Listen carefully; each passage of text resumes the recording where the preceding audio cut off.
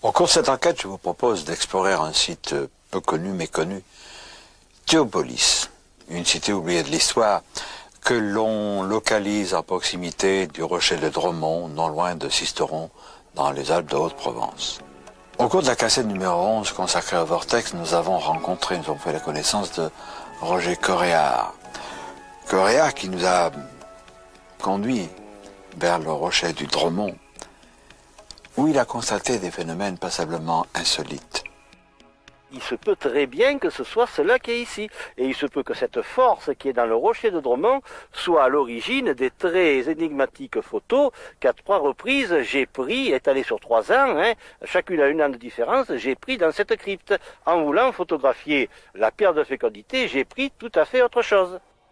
Il m'est sorti cette fameuse pierre qui n'existe pas là-dedans et qui représente, grosso modo, une pierre verdâtre avec dessus des gros blocs de pierre taillés et sur la pierre verdâtre, une figure fantomatique. En définitive, l'objet que j'ai photographié se révèle être dans la chapelle supérieure à gauche et à l'étage supérieur par rapport à nous. Ainsi, en prenant une photo de la pierre de fécondité, Roger Coréard a obtenu un cliché d'un endroit situé à l'étage au-dessus. Faut-il voir là les effets résiduels des fantastiques forces jadis présentes à Théopolis? La cité des dieux était peut-être une porte sur une autre dimension. Mais l'affaire va au-delà, puisqu'il s'agit de la redécouverte d'une zone cachée, d'une zone obscure de l'histoire oubliée. En 1972, j'étais sur la base aéronavale de Nîmes-Garons. Et j'avais remarqué sur un transformateur entre la route de Nîmes sur Beaucaire, ce qui n'était pas autre chose que le signe de Marie que j'avais vu dans un livre de Charoux. J'ai écrit à Charoux ne m'a pas répondu. J'ai écrit à Guy Tarade, qui lui m'a répondu. Et dans une de ses lettres, Guy m'a dit « Tu devrais t'intéresser au livre d'Alfred Weissen, L'île des Veilleurs, sur lequel il est question de cette fameuse Théopolis. » À ce moment-là, j'ignorais complètement tout ce qui avait trait à Théopolis, tout. Donc, j'ai trouvé le bouquin, d'ailleurs c'est l'auteur lui-même qui me l'a envoyé, et dans les pages 300 à peu près, effectivement, il y a un paragraphe d'une dizaine de pages où il est question d'abord du trésor des Nibelungen, pour commencer, et accessoirement de pierre écrite, de Théopolis et de Dardanus. Cette citadelle de Sisteron, quel est le lien, quel est le rapport avec Théopolis? Bon, son rapport, je le tiens à travers la vision de monsieur qui s'appelle Hippolyte Suquet, qui est décédé maintenant, qui était membre de la Société archéologique sisteronnaise avant 1950. La relation, c'est que pour Hippolyte Suquet, il voyait une présence grecque sur l'anticoppidum de Sisteron, qu'ils appelaient Segustero à l'époque. Ils auraient trouvé le rocher de Dromont et au-delà auraient compris tout le potentiel, spirituel qui émane de ce rocher, et là auraient fondé Théopolis, qui est la cité des dieux, qui est une relation entre la terre et le ciel.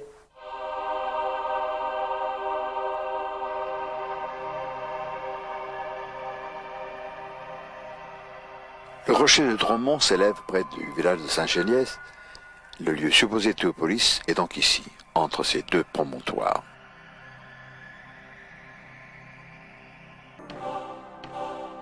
Pour faciliter l'accès à Théopolis, un préfet romain dénommé Dardanus ou Dardanus traça une voie.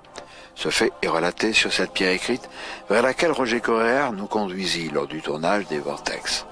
Un tel lieu a forcément attiré l'attention des grands initiés, et Guy Tarade nous explique pourquoi l'œuvre de Nostradamus peut être reliée à Théopolis. Oui, je pense que l'on peut impliquer Nostradamus dans le site de Théopolis, car ce site a vu évoluer le grand Romain. Et le grand Romain, c'était Dardanus, qui nous a laissé cette plaque sculptée dans la montagne que vous avez filmée, où il dit avoir ouvert une route en direction de Ségustro et avoir entouré la ville de Théopolis de hautes murailles. On doit se souvenir que ce préfet des Gaules était le correspondant favori de Saint Jérôme et de Saint Augustin. Et Saint Augustin évoque dans son œuvre, c'est le premier qui l'a fait, le grand monarque. Et là, nous rejoignons un personnage que nous connaissons bien, qui est Nostradamus, sur lequel nous sommes toujours en train de travailler avec mon ami Alexandra Schreier, pour un futur bouquin sur le grand monarque. Et si nous ne nous sommes pas trompés, Nostradamus nous dit que tout le secret du grand monarque est enfermé dans le tombeau où repose le grand Romain et son épouse.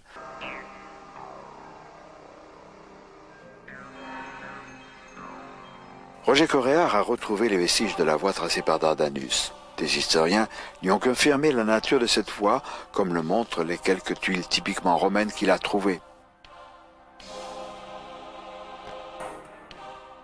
Quant à Dardanus, c'est peut-être lui qui est représenté ici sur ce bas-relief.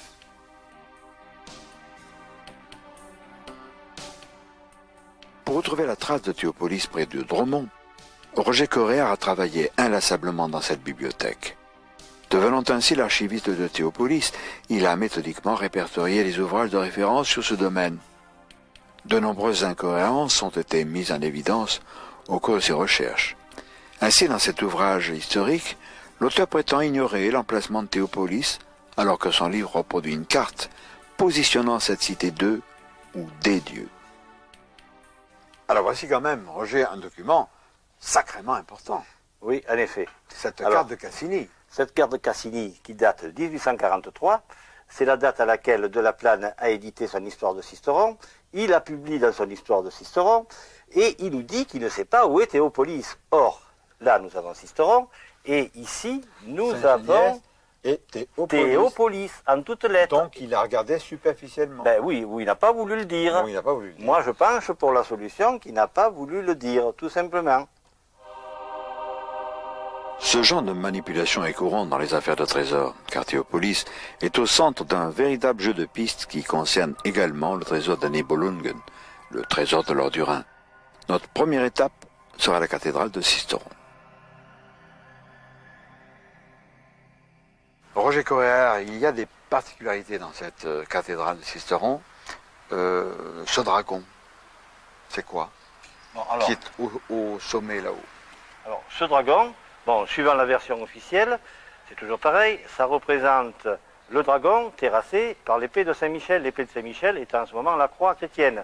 Bon, alors, il faut également savoir que dans le clocher de la cathédrale se trouve une chapelle dédiée à Saint-Michel.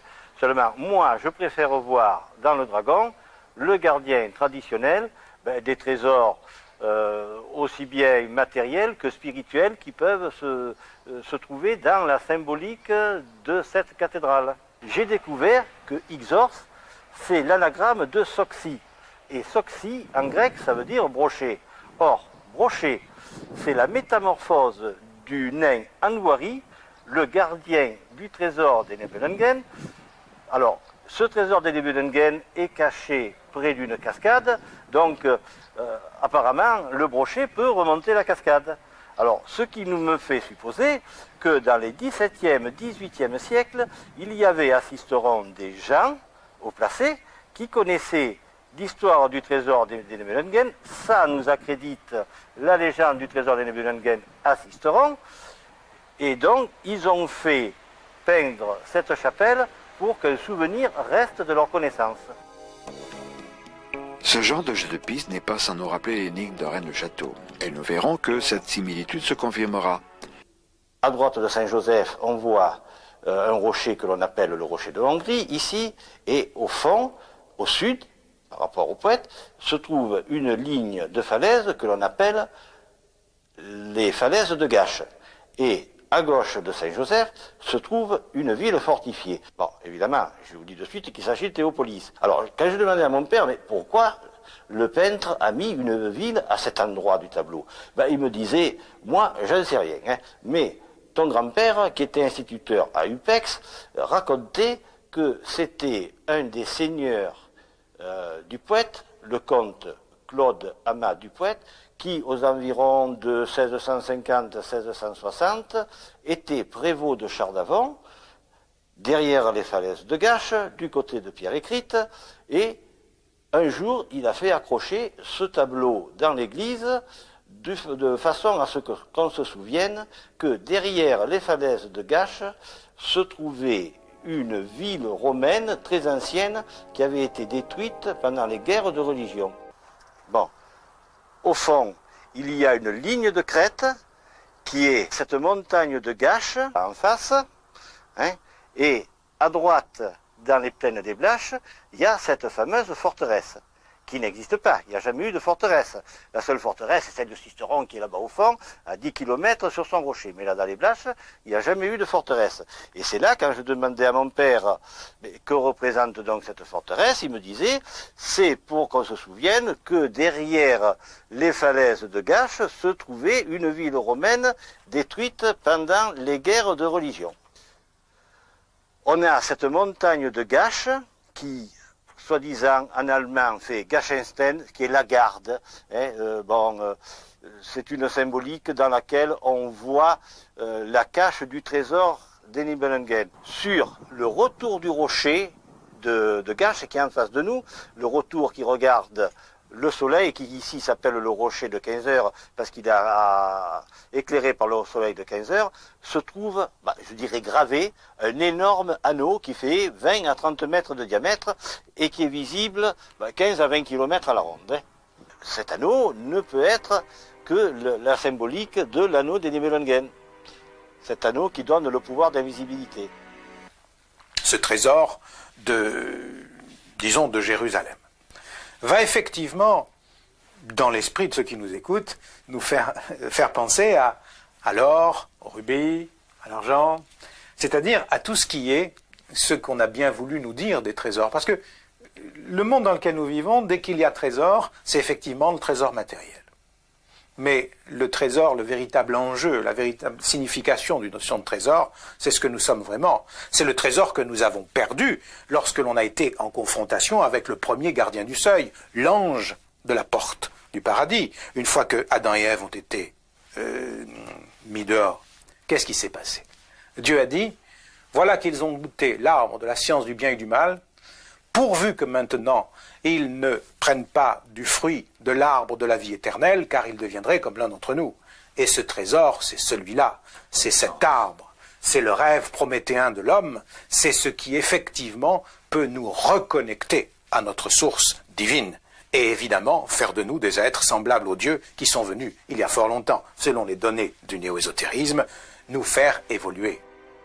Alors, que nous raconte le curé de Cucugnan? Eh bien, ce brave curé décide d'aller visiter en rêve ses ouailles décédées. Il se rend au paradis où il compte tous les trouver. Il n'y en a aucun. Bon, il sera en purgatoire. Il dit, il va être en purgatoire. Bon, il n'y en a aucun. Alors, catastrophe pour un curé. Un bon curé du siècle dernier surtout.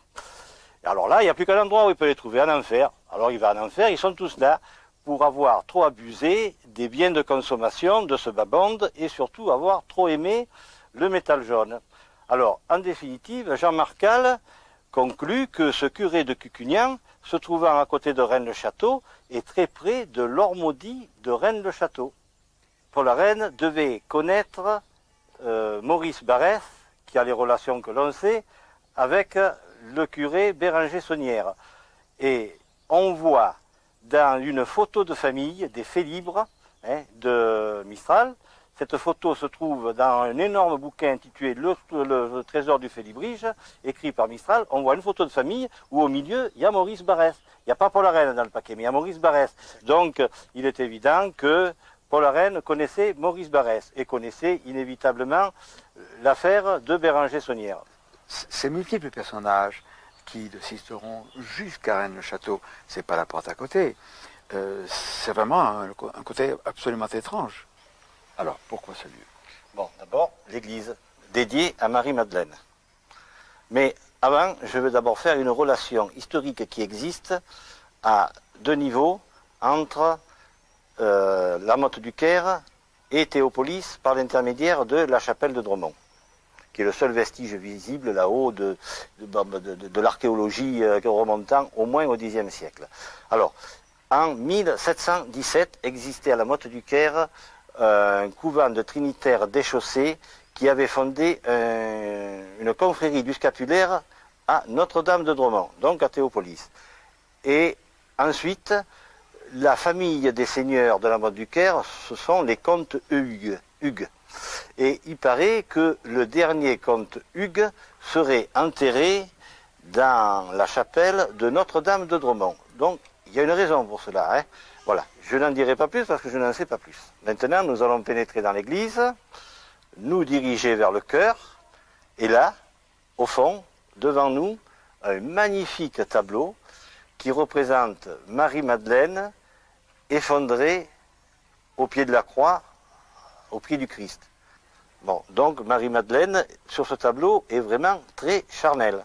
Nous passons maintenant à la sculpture qui représente le monument aux morts de la Grande Guerre 14-18, et je le dis de suite, qui est identique à celui de Cuisa, qui se trouve à 4-5 km de Rennes-le-Château. Et dans lequel Gérard de Sède, dans son livre signé Rose-Croix, voit une symbolique se rapportant à la famille d'Autriche-Hongrie, les Habsbourg, dont l'archiduc, un des archiducs, est venu plusieurs fois visiter Bérenger-Saunière.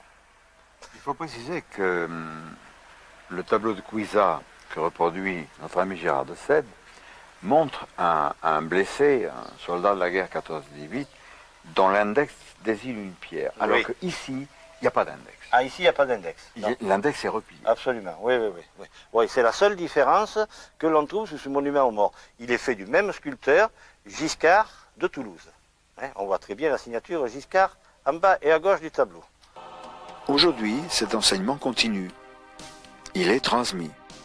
Le plus extraordinaire est que cela se fait parfois à l'insu des personnes concernées, comme si la mémoire du lieu les guidait inconsciemment. Alors Roger, toujours sur la route des mystères qui nous conduisent vers Théopolis, nous rencontrons cette pierre sculptée qui est extraordinaire, qui est l'œuvre d'un sculpteur de la région qui s'appelle Robert Laffont. Mais ça a une histoire, ça. Bon, alors d'abord, c'est une œuvre moderne. Elle est là depuis une dizaine d'années. Je tiens bien à le préciser. Ce monsieur s'est amusé, pour son propre plaisir, à sculpter des rochers dans la nature. Or, il y en a 2 ou 3 sur la route de Théopolis. Il y en a une autre, Pierre-Écoute, dans les gorges d'Entrepierre. Il n'était pas du tout contre tes recherches. Ah non, il s'en est jamais intéressé, comme les 99% des cisteronnais ne s'intéressent pas à Théopolis. Donc ce monsieur a sculpté cette pierre, et moi, quand j'ai vu cette pierre, connaissant l'histoire de l'endroit, connaissant la présence supposée des Nibelungen, donc, évidemment, ce monsieur Laffont est agi par l'esprit du lieu pour avoir sculpté là cette symbolique des gardiens du trésor des Nibelungen. Et à travers la symbolique de ces visages, je vois, surtout celui-là en face de nous, là, je vois le nain Andvari qui se métamorphose en brochet, le nain Andvari, gardien du trésor des Nibelungen. Gîte secret du lion, effectivement, ça peut interpeller. Il y a une référence d'abord bibliographique qu'il faut absolument citer. C'est le bouquin, déjà assez ancien, de George Hunt Williamson, qui s'appelle Les Gîtes secrets du lion, en référence au psaume numéro 17 de David, verset 12.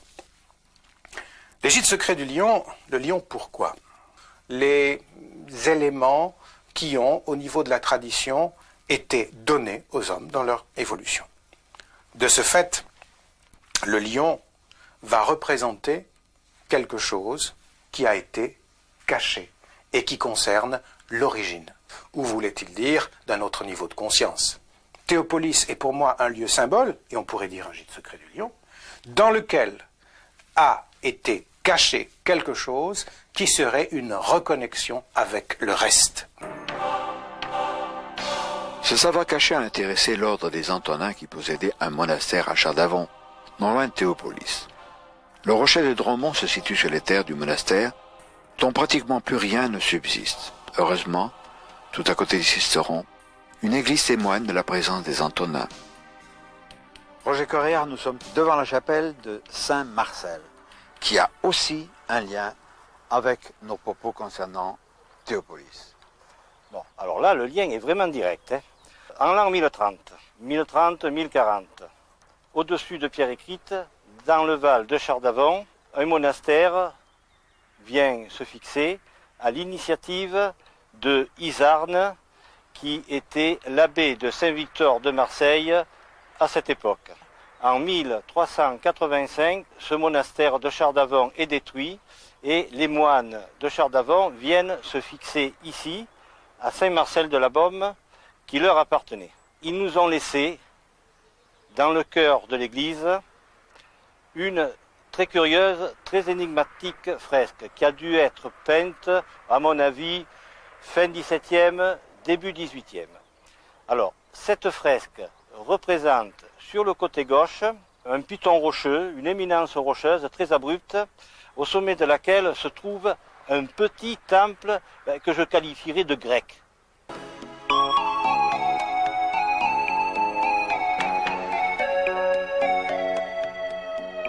L'abbaye de Saint-Victor est à Marseille, l'un des plus beaux fleurons de cette cité massaliote.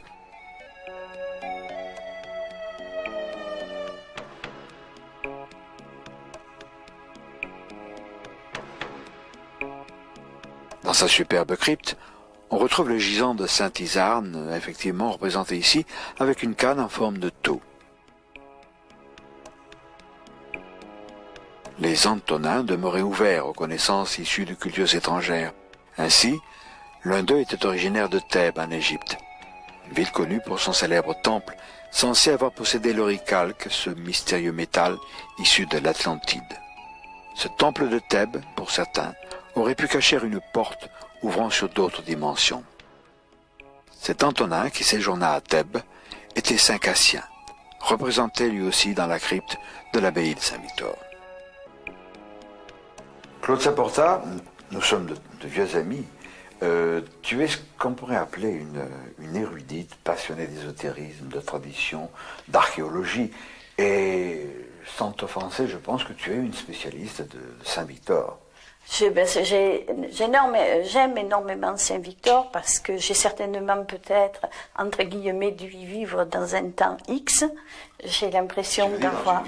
Dans une vie antérieure, très certainement. Et je connais parfaitement cette abbaye que je fais visiter de différentes façons à différents groupes selon leurs possibilités d'entendement. Là, nous sommes dans la crypte. Là, nous sommes dans la crypte, c'est-à-dire la première église. C'est-à-dire la crypte, c'est vraiment l'oratoire. L'oratoire.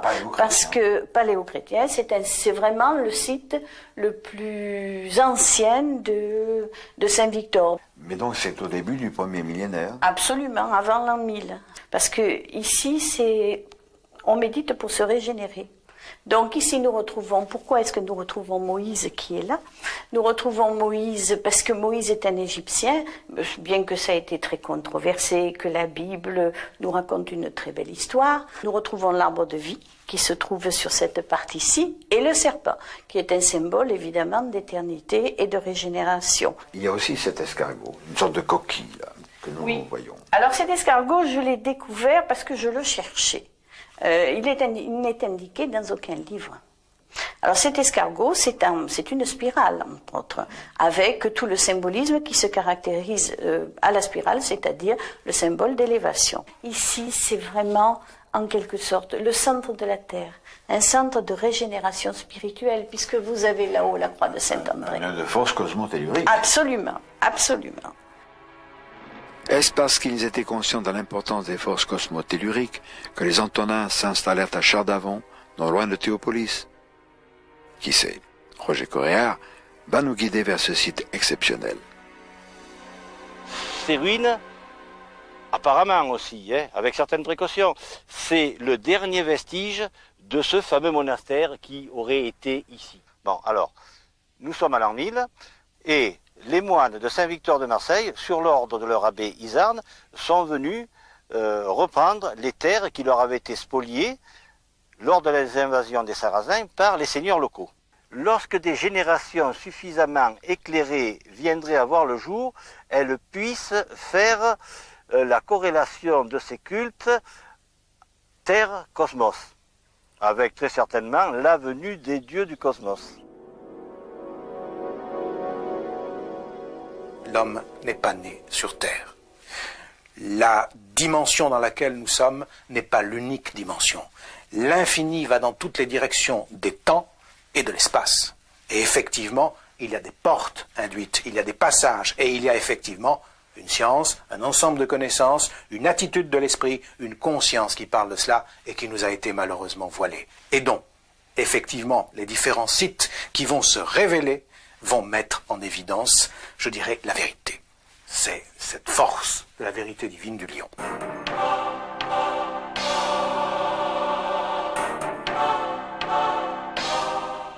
Alors Roger, nous sommes au Dromont. Est-ce que pour autant nous sommes dans le Saint des Saints? Oui. Pour moi, ici, nous sommes vraiment au locus qui nomen Théopolis est, dont nous parle la pierre écrite. C'est-à-dire un lieu qui se nomme Théopolis, et que Dardanus fut fermé par des murs et des portes. Évidemment, ça peut être des fortifications extérieures pour empêcher des assaillants de pénétrer dans l'endroit. Donc ça devient une enceinte pour protéger les gens. Mais ça, c'est la lecture au premier degré. Il y a la lecture au deuxième degré. Des murs, des portes, ça empêche également de sortir ce qu'il y a dedans vers l'extérieur. Et je pense que c'est là le véritable but de ces murs et de ces portes. Hein. Empêcher un dépôt de la connaissance qui a été enfermé dans ce rocher de Dromont, de façon à préserver ce dépôt pour les générations futures capables d'en prendre connaissance, de l'exploiter, de comprendre ce qu'il en était. Il y a deux auteurs qui parlent de documents possibles à Dromont. Il s'agit de Jean-Paul Kléber, historien de la Provence magique, je dis bien magique, et Michel Bertrand, qui fut un des compagnons de Paul Lecourt d'Atlantis, qui a écrit à peu près la même chose dans l'histoire de la Provence mystérieuse. Mais en dehors de cela, je crois que ces engins, qui viennent d'ailleurs, ont joué un rôle auquel tu es mêlé. Mais oui, d'abord il y en a un ici qui est tombé en face de nous le 18 mars 1972. Bon, apparemment, je peux pratiquement dire qu'il m'était destiné. Bon, je ne vais pas rentrer dans les détails.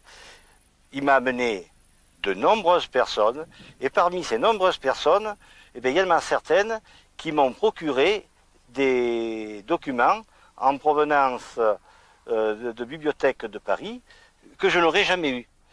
Il y a également d'autres ovnis qui ont apparu au-dessus du détroit d'Entrepierre, qui m'ont amené d'autres personnes, qui m'ont également apporté d'autres documents. Donc, pour moi, une des finalités, pour moi personnellement, une des finalités du phénomène ovni local est de m'apporter sans arrêt des éléments dans ma recherche de Théopolis. Non seulement la localisation, mais ce que pouvait être Théopolis et ce qu'il serait peut-être appelé à devenir. Parce que Théopolis, c'est pas un lieu mort, hein. C'est quelque chose qui est en évolution constante et qui doit servir à quelque chose dans un futur certainement très proche. Nous voici arrivés au terme de cette enquête. Il est évident, bien sûr, que nous n'avons pas exploité de façon exhaustive ce site qui est marqué par une connaissance occulte, par une tradition ancestrale, dont nous n'avons que des bribes parfois. Je pense qu'on en saura plus quand Roger Coraert aura achevé l'ouvrage qu'il prépare, nous a-t-il dit, sur ce sujet. J'ai utilisé non pas Théopolis, mais des éléments puisés dans le fond de Saint-Victor, des éléments réels, dans cet ouvrage qui est un roman, la Stase Chronique. Notre ami Coraert n'a pas toujours affirmé les choses.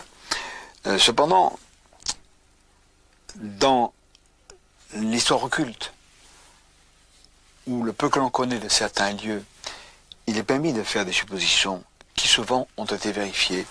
Je voudrais par exemple vous présenter une revue tout à fait exceptionnelle, l'Originel, qui est une revue trimestrielle, le premier numéro consacré à la Corse.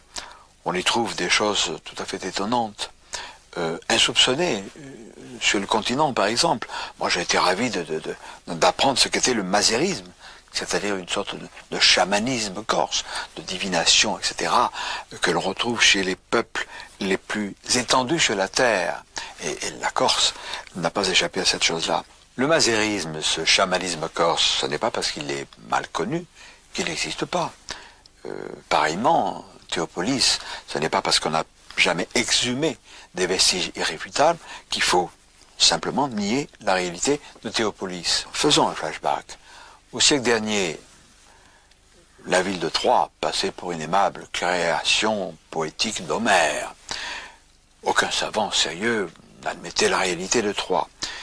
Et un commerçant, je crois qu'il était grossiste en épicerie, quelque chose comme ça, du nom de Schliemann et son épouse, sont partis en exploration. À leurs frais, ils ont fait des premières fouilles, ils ont découvert Troie, qui a cessé d'être une légende. Il ne faut pas s'emballer, mais admettre, je crois, que le vrai peut quelquefois n'être pas vraisemblable. Alors, vous, qui nous suivez depuis une bonne douzaine de cassettes et plus, peut-être avez-vous vécu des choses étranges, mystérieuses, liées aux ovnis, aux extraterrestres, ou bien des sites mystérieux et autres.